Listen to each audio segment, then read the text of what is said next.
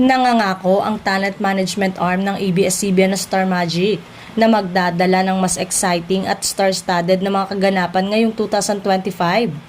Sa Star Magical Christmas Special 2025 na magaganap bukas, ay may espesyal na inanunsyo ng Star Magic ang mga paparating na kaganapan nito para sa susunod na taon.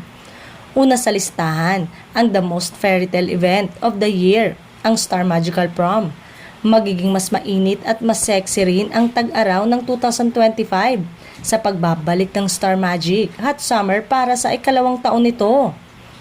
Star Magic Day.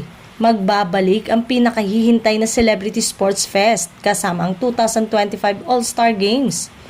At bago matapos ang taon, muling maghahanay ang pinakamaliwanag na mga bituin upang ipagdiwang ang pinakamagagandang panahon ng taon sa Star Magical Christmas Special 2024.